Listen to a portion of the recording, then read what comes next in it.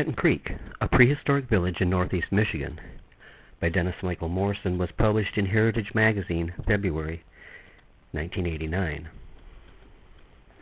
The ancient site lies along Oscoda, Michigan's Van Etten Creek. This special place is only moments away from the hectic pace of Wurtsmith Air Force Base. It is an isolated piece of ground and very small. Surrounded on all sides by civilization, Old Van Etten Creek remains undeveloped and wild. As you walk along the aged pines, their needles crunching beneath your feet, there's a feeling that you are indeed in another time. That pleasant illusion is often shattered by the noise of nearby cars and jets as they scream overhead. Here beneath the decaying leaves and centuries of dirt and debris lie the remains of what was once a thriving Indian village. With the area all around it so changed by modern technology, this piece of land seems to be waiting for its people to return. My wife Kathy and I first discovered this prehistoric site several years ago when we were on an expedition in search of antiquities. As the fates or manitos would have it, our shovel was guided to a spot that would inspire us both greatly. So much so, in fact, that we would spend most of our spare time over the next 3 years doing careful excavations at this very place. My shovel sank deep into Mother Earth, and without the slightest wince at our intrusion, she yielded up a large green stone that had been used for grinding, and below that we found what is called a catch. There, before our eyes, opened wide with awe, were stone knives, scrapers, choppers, pottery shards, and other relics left behind by a prehistoric lady. These were her possessions, items used in her daily routine of preparing meals for her family. Because of the cost factor, Kathy and I weren't able to have carbon dates assessed on this site. Luckily, there were many fragments of pottery found in this hoard, which allowed us to date our finds to that period known as the late Woodland, somewhere between AD 700 and AD 1000.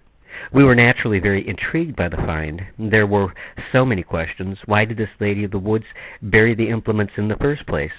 One answer could have been that the village had been abandoned for winter, and that she had placed them securely in the ground so that others who might happen upon them would not use them or steal them. That seems a likely scenario, since villages built along streams were generally used only during the winter or the warmer months. As winter approached, the Indians moved inland. There was another nagging question, though. Why did she never come back to take repossession of these beautifully worked stone items? Again, our imaginations were set aflame. It is possible that during the fall migrations her band met with an enemy and that there was an ensuing battle. This woman, with whom we were beginning to feel a strong bond, which spanned the centuries, could have been captured and taken to an enemy camp where she might have lived out the rest of her life as a slave. And she might also have been killed. Life was not easy for the early Michiganians. Winter itself proved a hard proposition for the Indian people as they huddled in their small domed lodges. Perhaps she was aged or frail and fell victim to one of the many prevalent diseases. Perhaps it was something as simple as that she forgot where she had buried them. These people who inhabited our village were of the Chippewa background. Historically, we know that their dwellings were dome or teepee-shaped. They were covered with bark to ward off the elements, and the cache was buried near the center of one of their dwellings. They were interred more than likely next to a hearth, that is to say, a prehistoric fire pit. During the next 3 years of excavations, we found 7 such hearths. We also found the remains of more than 300 prehistoric clay pots. That was at the time of this writing. By the time we had actually concluded our work, we had found the remains of over 1,500 prehistoric pots. But finding this large volume of vessels has led us to believe that this was either a very large village site, or that it had been occupied seasonally by the same group for many years in a row. While we studied the village floor, we made many finds that bespoke of daily life. Old Van Etten Creek lies on an old high bank that is now a good 2 blocks away from the actual stream. At the time that the village was in use, the creek was much closer. Besides being a main source of food, it also provided the basic transportation system for these people.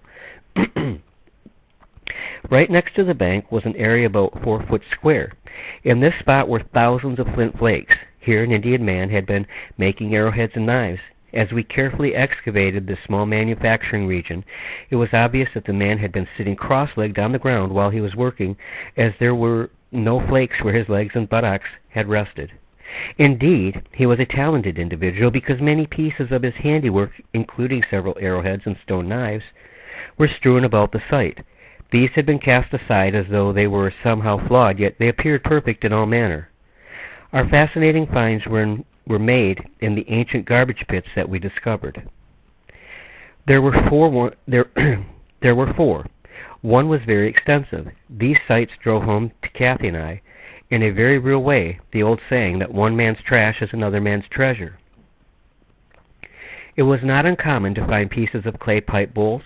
In fact, by the number of them we unearthed, it would appear that smoking was widely practiced. This might also give rise to the idea that these Indians were some of Michigan's earliest farmers. They must have cultivated a tobacco-type plant. We know for certain that they grew corn and squash. The pipes were generally very plain in appearance, but they showed a great deal of dexterity on the part of the maker. You come to realize how exceedingly creative these people were when you begin to study the remains of their pottery vessels. Most show a high degree of decoration. The pots range in size from very tiny, holding perhaps as little as a few ounces, to huge. All of the decorative designs were created by impressing fingernails, bone, sticks, or some other common implement into the wet clay before it was fired. Besides the cooking pots, we found another entire class of prehistoric vessel, children's pots. These were made either by young Indian girls imitating their mothers, or were specifically for the use of children.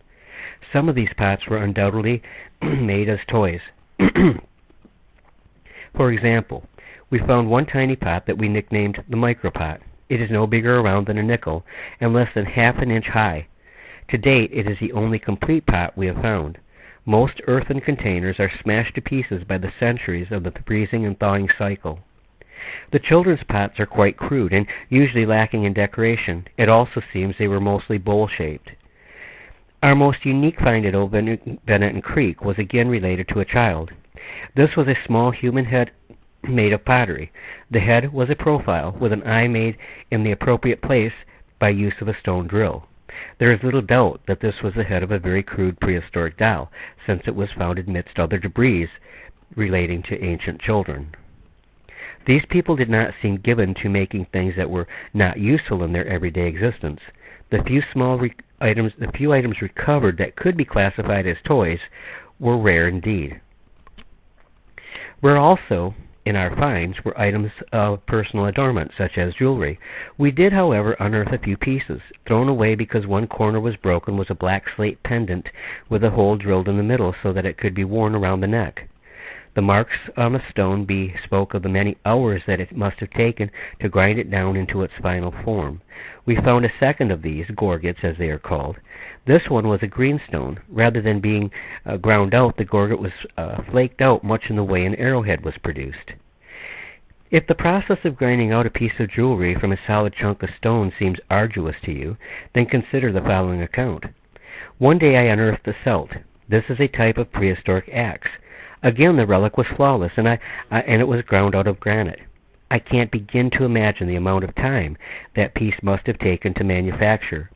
Using one of these crude axes was as tiresome as making one. They were not sharp enough to actually fell a tree. The Indian would burn a fire around the base of the tree. After burning into the tree as far as they could, they would chop away the burnt wood. This process would be repeated over and over until the tree was downed. Life was not easy at our village, not by any means. Again, through the refuse pits, we are able to tell some of the foods that were enjoyed by the people of Old Etten Creek. Freshwater clams seem to have been eaten with delight, judging by all the shells that we found. Some of these even show traces of having been used as spoons. Turtle was another favorite, and easy to obtain. There were many squirrel and deer bones, as well as teeth from beaver. Not unlike ourselves, the Indians did not enjoy looking out across their village and seeing garbage piling up. Although they did not have to have the overzoned communities that we live in today, they had certain rules that they seemed to follow. All of the refuse sites were over the bank and out of sight, or were at least a block or so away.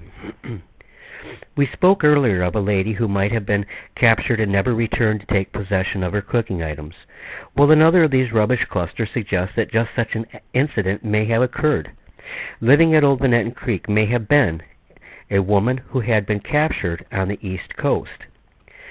We came upon the remains of several pots decorated very oddly. The pots themselves would have been quite unusual in shape for our region, and they had they been complete. An archaeologist in Saginaw examined these pottery shards for us. He had studied on the East Coast and so was familiar with their traditions. He felt our find was very similar to what he had seen such a long ways away. Once more my imagination kicked in. How did it get here?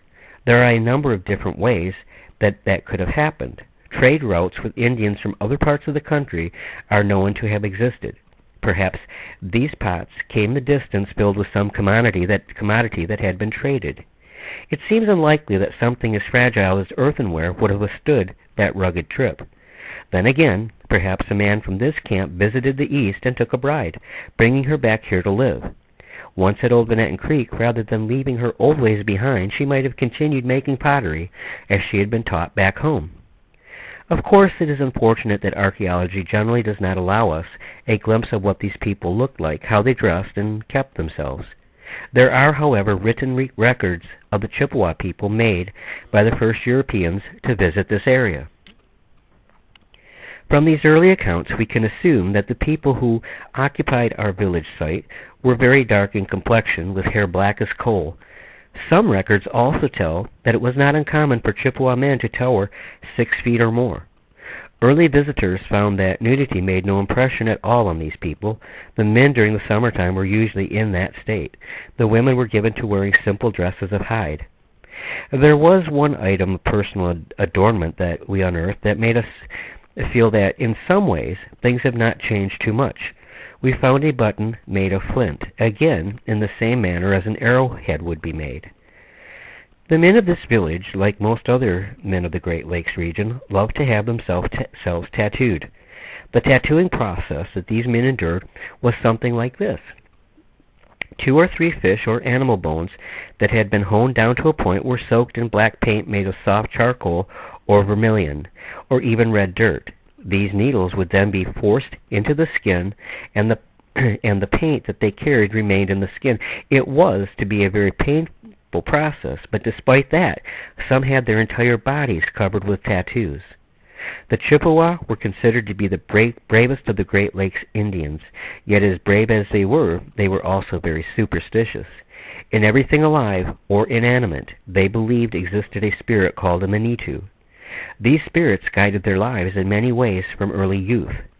There are many mysteries still held by this old village site. If only the winds that whisper through the pines could speak and tell of those former days now so long gone by. But contented we must be with the speculation that we can make based upon the small bits and pieces left behind and with the few written accounts of the early voyagers to the lakes region. And that concludes the article. I would encourage you to look through the list of videos that I have on YouTube, because there are many others that deal with Old Etten Creek and with the Indian history and prehistory in Michigan. Thank you for listening and watching.